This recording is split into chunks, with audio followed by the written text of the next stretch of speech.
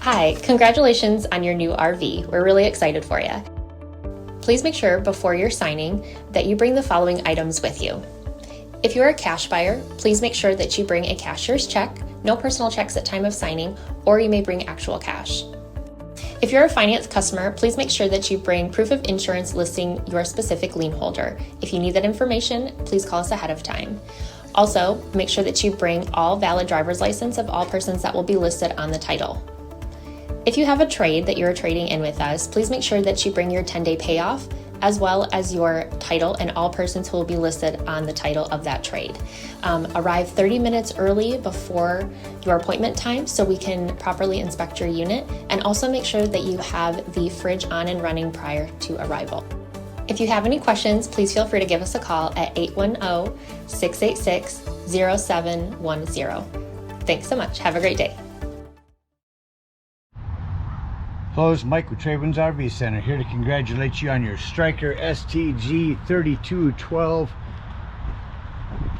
travel trailer toy hauler. I'm here to walk you around it, show you how to use a few things, get the best out of your camper experience. Let's start by talking about arriving at the campsite. A couple things to take into consideration when parking. On your campsite, your awning. You need plenty of room for your awning to come in and out. You also have a side deck that'll fold down. On your off campsite, of course, your slide, leave plenty of room for that to come in and out. Leave yourself a nice walking space, because one more thing I want you to think about is where your power and water connections are going to be. Now, your power connection is going to be right by your off campsite garage door, and on this unit all of your water is on your campsite, just to the right of your entry doorway. So park accordingly so you can utilize the facilities at the campsite. Once you arrive, first thing you're going to do is lever your unit. Your unit does come with a power tongue jack. A night docking light should you arrive at night. Simply retract or extend to raise.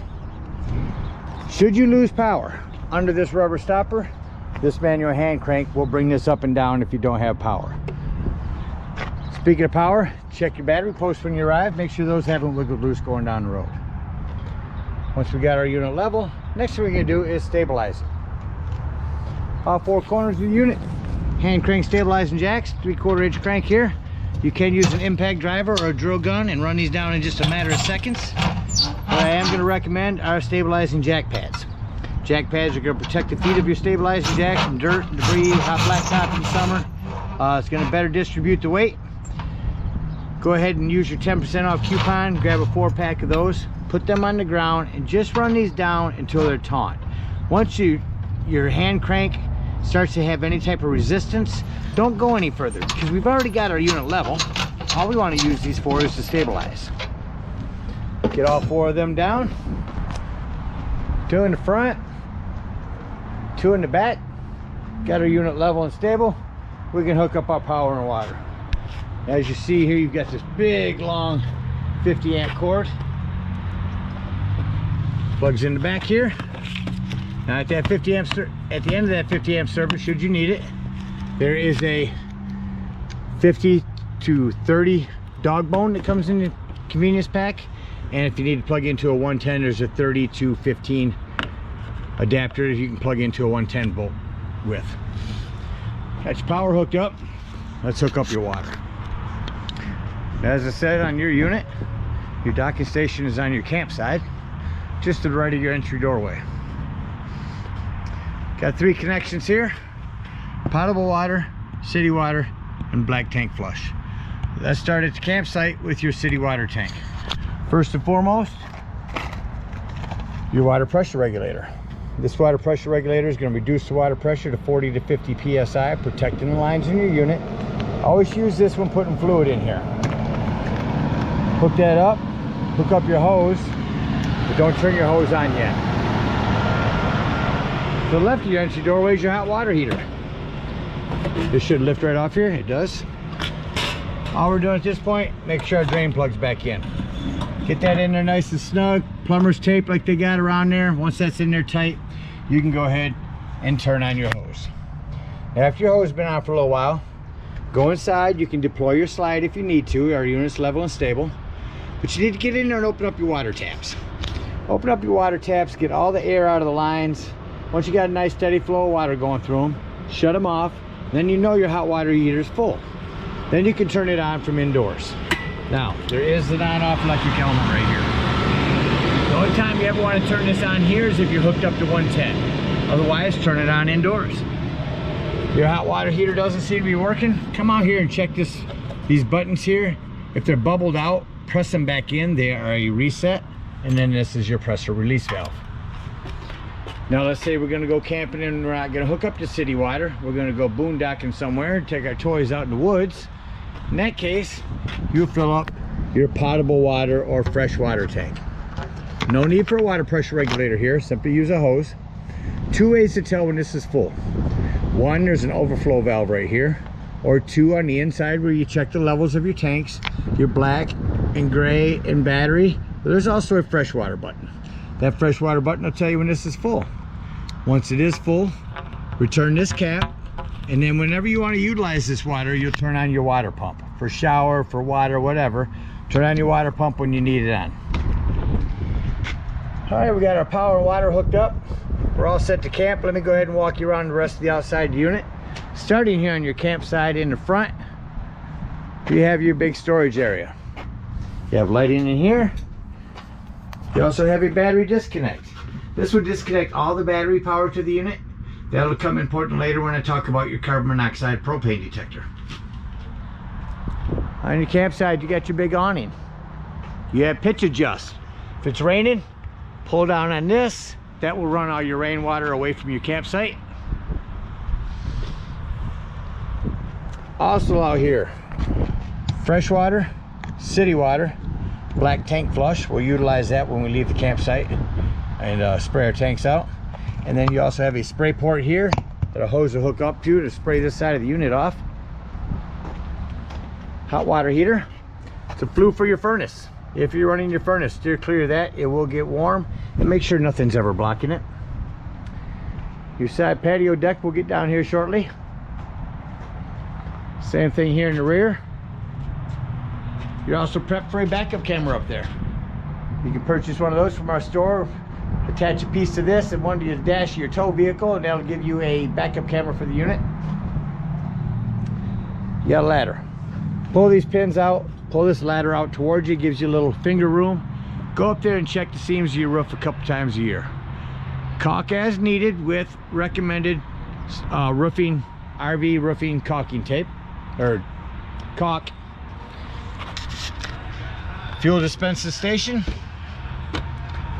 emergency shut off, fuel goes in, cable or satellite, extra steps for your garage door back here. You have a couple vents on your garage as well. You push them out from the inside, they'll vent out your garage. These are access to the back of your fridge. You have your dump down there, which will better be able to access when your slide's closed and you're leaving the campsite. And these are just a couple of storage areas. I would use one for your sewage hose and one for whatever you want. They're long enough, it looks like fishing poles might go in there nicely. Over here, your generator prepped. On the front, your propane does come with a cover and a regulator. Simply point it toward the tank you wish to be using. Lefty-loosey to open these. Night docking light. And that about covers everything on the outside. Let's go take a look inside your unit.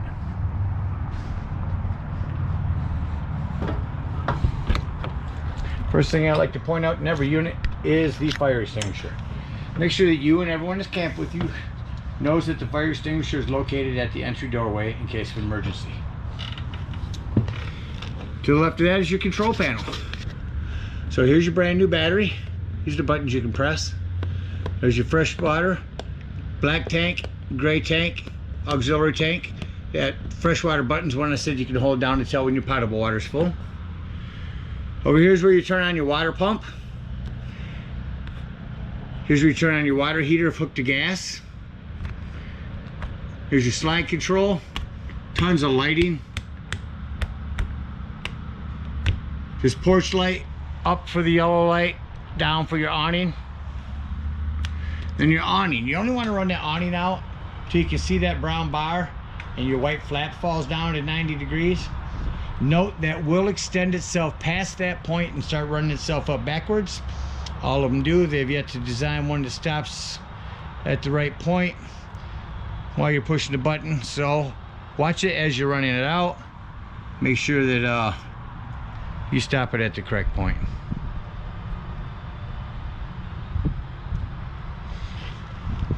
All right, and as our awning comes in, continue indoors. Lighting here. And close our door. Slam locks work best when lightly slammed. Closet as you come in. Here's a thermostat. Let's turn the air on. Turn the temperature down.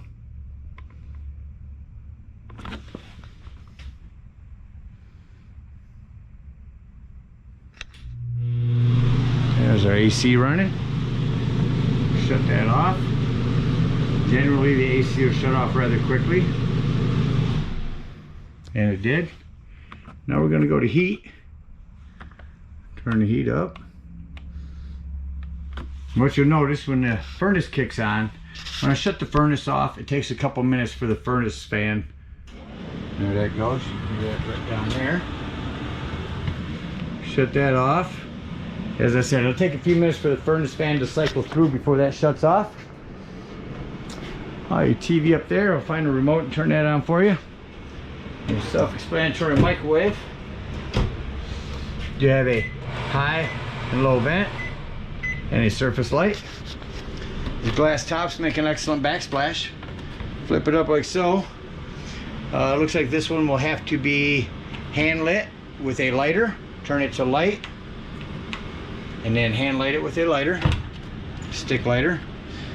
Oven does have a pilot light. You have to go underneath and light that.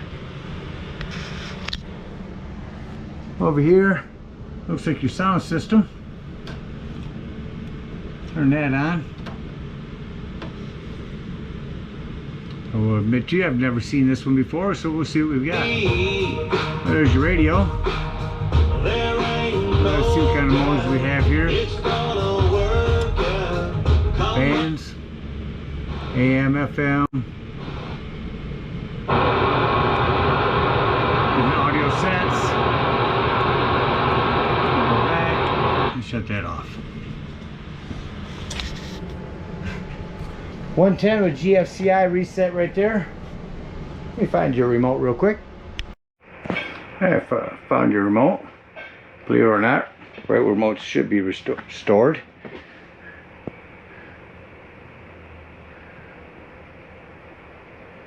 Alright, there's TV working. Shut that off. Again, remote inside your remote storage here. On your sofa here, you have the hand pull recliners. Reach in there, pull the parachute cord. That'll bring your recliners up. Next to your sofa, Dometic fridge. So just push this gas button in means you're on auto. Auto means when you're plugged in, you're running off electricity. As soon as you're unplugged, you're on gas. Or lift that up to run it strictly off gas. If this light comes on, your gas is low. On your side of your kitchen down here on the floor, your 12-volt carbon monoxide propane detector. Now the reason I mention that's 12 volts, it's always running off your battery. So if you're going to be gone for the day and you're out boondocking, nothing plugged in charging your battery, use your battery disconnect to keep this running your battery down while you're gone. Over here underneath your closet will be your access panel to your breaker box and fuses. Ton of 15s in there. Highly recommend having a handful of those with you when you go camping. Went back into your bathroom. I've got lighting. Do you have a hand crank open exhaust vent there?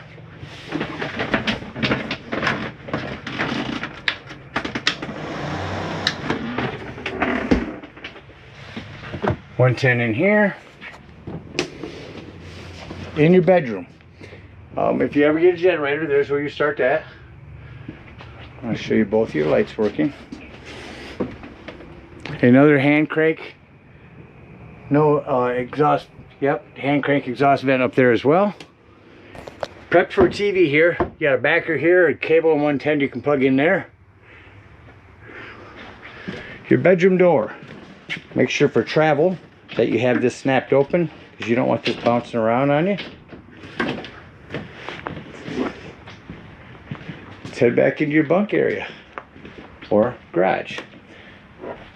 Now this is a removable carpet. You can just roll this up. Have you got your bunk all set up? Let me show you how to run that up and down here in a moment. Prepped for a TV back here as well. Mounting bracket here, cable 110 there. Here are your push-out vents for your toy hauler. If it's got a lot of exhaust in here, that'll help air it out in here. Again, your separate doorway. And access to your side patio. Work on these bunks real quick. Remove your ladder. Now to fold these down, simply bring this forward. If you use it as a bed, the bottom bunk, go ahead and make sure you lift this leg up here. Put that on the bottom for extra support. Now opening these gives you direction here. These are sofa locks. If you want them to stay like that, put it like that. If you want them to rock them forward, make sure you undo that. Let's come over here and lift your bed up.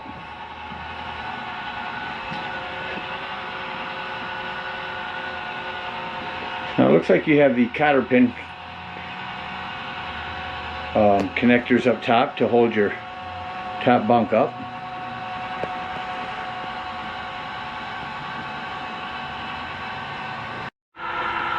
And as your bunk gets to the top,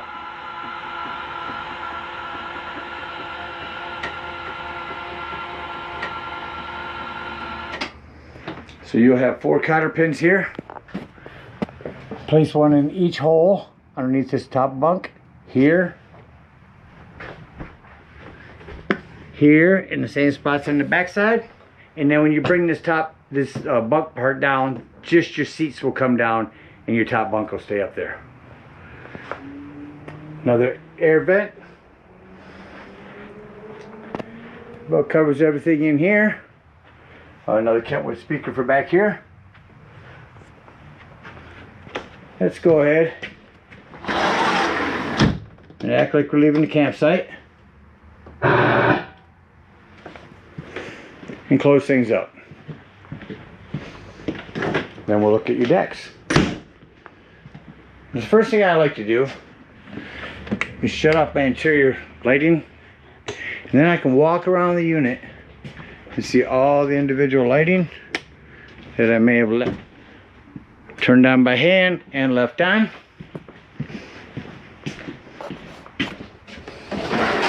Including my entire garage. And oven light. Once I've got all my lights turned off, I'll come back over here. Just turn on my main cabin lights. Here's your cotter pins for your bunk area back there. I'll make sure you got all of them together. Doors and drawers.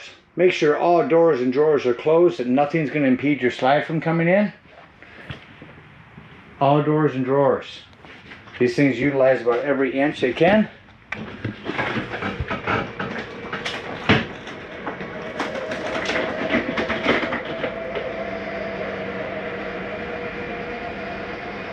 Make sure your top cabinets are closed.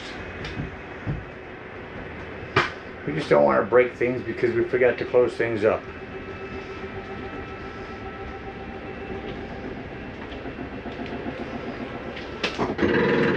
That's okay to hear that noise. That's just the slide mechanism telling itself not to come in any further.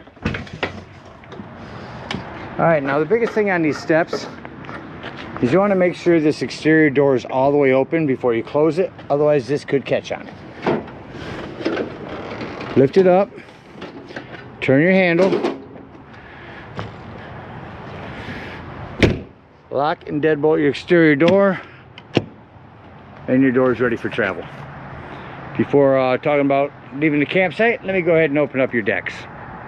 All right, so you'll make sure you get these all padlocked. Get you some nice locks for those. I think you'll need 4. You'll want 2 for the back and 2 for the side one. This is spring assisted, so one person can bring it down. 2 will bring it down nicer because each one can grab a handle. Walk it down. Now I'll show you how easy it is to set this deck up. Unsnap both sides.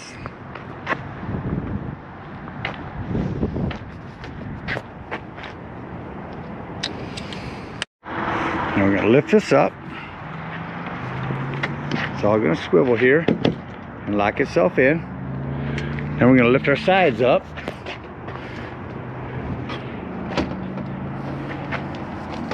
As I do, I'll show you how this connects in here.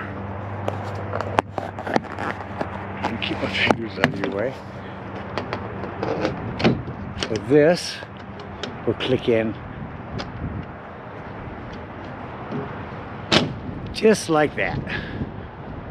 Same thing on the other side. Lift this up.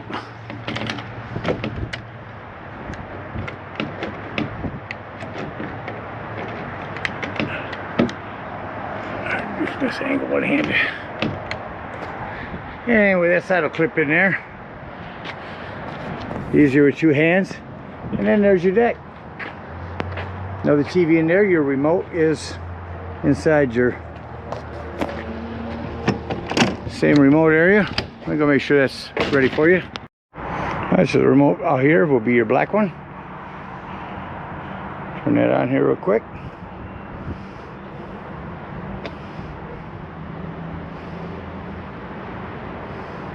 Official outfits. And the jackets are stuffed with outdoor kit or television. Make sure you keep this locked. Let's close up this patio. Just reverse the process. So the same thing back here on your ramp. You make sure you have these padlocks up, arm out to the side.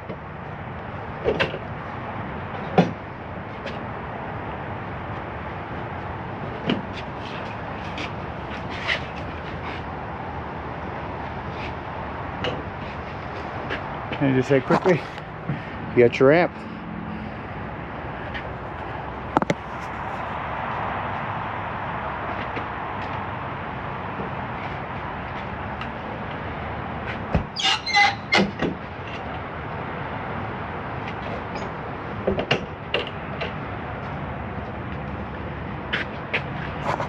All right, so now we act like we're leaving the campsite. Close this door back up again. And at this point, we're going to unhook our cable, our water, and our power. Bring up all of our stabilizing jacks and head on up to the dump station. Now at the dump station, park accordingly. Your dump is going to be just ahead of the tires on your off campsite. First thing we're going to do is dump some waters. Come back over here to your campsite. Open up those 2 water drains. Once those are done, come in here to your hot water heater. Lift up on this pressure release valve. That's going to dump the remaining of your hot water out. And then you can pull this drain plug.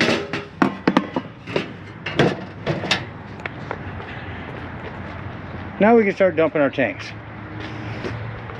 I got a 10-foot hose. Hook that up to your dump here. And the first thing we're going to pull is our black handle. This handle right down here. Pull that black handle. That's going to be all your sewage. Once it sounds like that's no longer draining, keep that black handle open. Come over here to your campsite, to your black tank flush. Hook the hose up at the dump station and let that run for a good 5 minutes. It's going to wash all the nastiness out of your black tank. When that's done, unhook that hose. Make sure the remainder of the tank has dumped. Then you can close that black handle. Then pull this gray handle. That's gonna be cleaner water. It's your sinks, your showers. They'll clean your sewage hose out for you. And as I said, you can conveniently and sanitarily store it in one of these. Again, we thank you guys so much for your purchase. Hope you enjoy this Stryker for many years to come. Happy camping.